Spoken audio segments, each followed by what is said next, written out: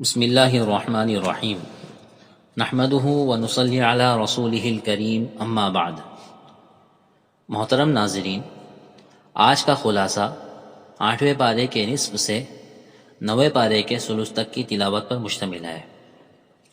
سورہ اعراف کے مجموعے اجزاء پر نظر ڈالنے سے معلوم ہوتا ہے کہ زیادہ تر مضامین اس صورت میں معاد یعنی آخرت و نبوت کے متعلق ہے، جیسا کہ ارشاد باری ہے اتبعوا ما انزل الیکم من ربکم ولا تتبعوا من دونہ اولیاء، کہ اپنے رب کو چھوڑ کر دوسرے کے پیچھے نہ لگو، قرآن ہی کی پیروی کرو۔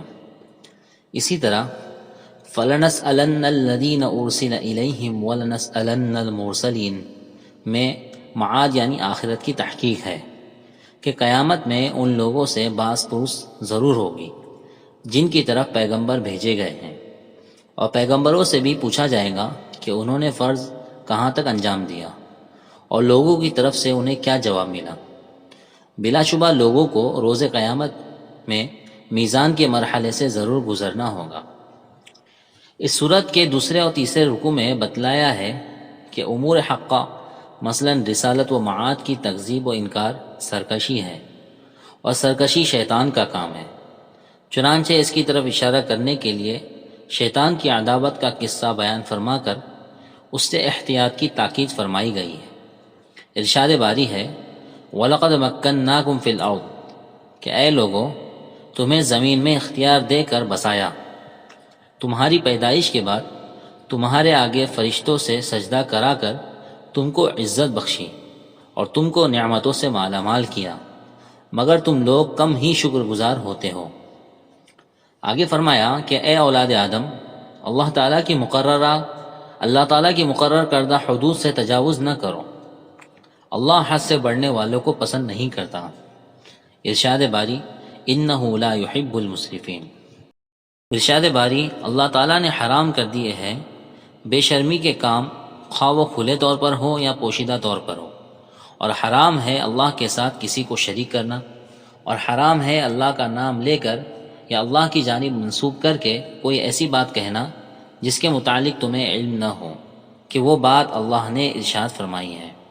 وَأَن تَقُولُوا عَلَى اللَّهِ مَا لَا تَعْلَمُونَ۔ آگے نافرمانوں کا ذکر فرماتے ہوئے ارشاد ہے کہ اللہ سے سرکشی کرنے والوں کا جنت میں داخلہ ایسا ہی ناممکن ہے جیسا اونٹ کا سوئی کے ناکے میں گزر جانا۔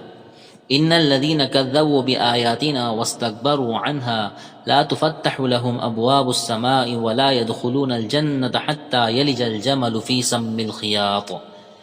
لیکن نیک لوگوں کے لیے جنت کی خوشخبری ہے۔ اے لوگو تم اللہ کو پکارو خوف و امید کے ساتھ، یقیناً اللہ کی رحمت نیک لوگوں کے قریب ہے۔ ان رحمت اللہ قریب من المحسنین۔ اس کے بعد اللہ تعالیٰ نے متعدد پیغمبروں اور ان کی امتوں کے حالات و واقعات کا ذکر فرمایا، اور لوگوں کی سرکشی اور بدعمالیوں کی وجہ سے ان پر اللہ کی طرف سے مختلف عذاب نازل ہوئے، ان کا بھی ذکر فرمایا ہے تاکہ لوگ نصیحت و عبرت حاصل کریں اور دعوت رسالت کو قبول کر کے ہدایت پائیں۔ متعدد عبرت آموز واقعات سنانے کے بعد اللہ تعالیٰ حضور صلی اللہ علیہ وسلم سے فرماتے ہیں وَإِذْ أَخَذَ رَبُّكَ مِن بَنِي آدَمَ مِن ظُهُورِهِمْ ذُرِّيَّتَهُمْ وَأَشْهَدَهُمْ عَلَىٰ أَنفُسِهِمْ أَلَسْتُ بِرَبِّكُمْ قَالُوا بَلَىٰ شَهِدْنَا، کہ اے نبی لوگوں کو یاد دلا دو کہ ہم نے روز الستو تمام انسانی روحوں کو جمع کر کے ان سے پوچھا تھا کیا میں تمہارا رب نہیں ہوں؟ تو سب نے ایک ہی جواب دیا تھا کہ بے شک تو ہی ہمارا رب ہے، ہم اس پر گواہی دیتے ہیں۔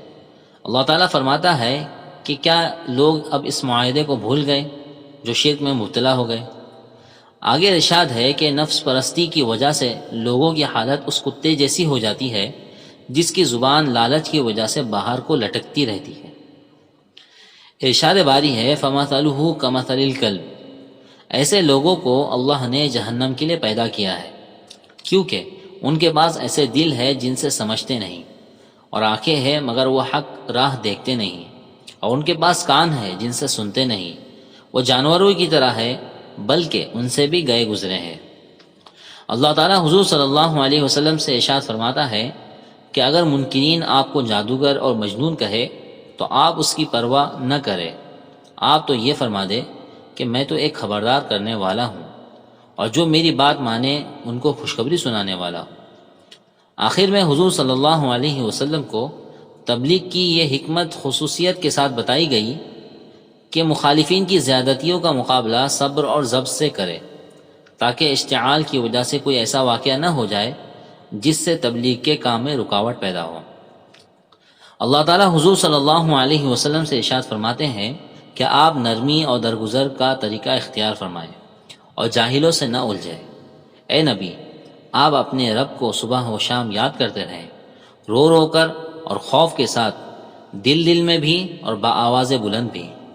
اللہ تعالیٰ سے دعا کرے کہ اللہ تعالیٰ حضور صلی اللہ علیہ وسلم کی رسالت کو مکمل طور پر قولاً و عملاً تسلیم کرنے کی توفیق نصیب فرمائے، آخرت کا یقین عطا فرمائے اور اپنے سے گڑ گڑا کر مانگنے والا بنائے، آمین۔